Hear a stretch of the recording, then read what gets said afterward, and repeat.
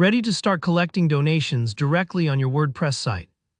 In this quick GiveWP tutorial, I'll walk you through setting up secure, professional donation forms so you can fundraise with confidence without any coding or complicated setup. Whether you're running a nonprofit, a community project, or just looking to support a personal cause, by the end of this video, you'll have a fully functioning donation system live on your website. Let's dive right in. First things first, we need to install GiveWP. This is a powerful donation plugin, and the core version is totally free. So log into your WordPress admin dashboard and let's go to Plugins in the sidebar, then click Add New. In the search bar, just type GiveWP. You'll see a result called GiveWP Donation Plugin and Fundraising Platform. Go ahead and hit Install now. And once it's finished, click Activate.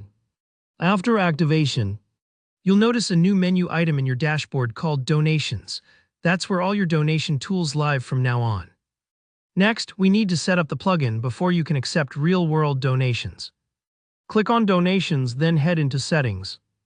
In the General tab, double-check your organization's country, the currency you'll accept, and set up your default donation amounts. It might seem simple, but these details are essential. Get them right so your forms match your audience. Now switch over to the Payment Gateways tab.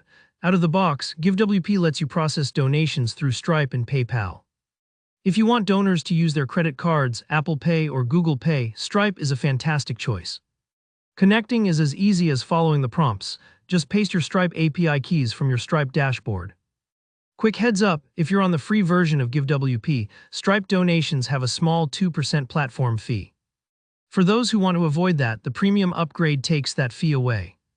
If PayPal is more your speed, simply plug in your PayPal email and you're good to go. This lets you accept donations from anywhere in the world.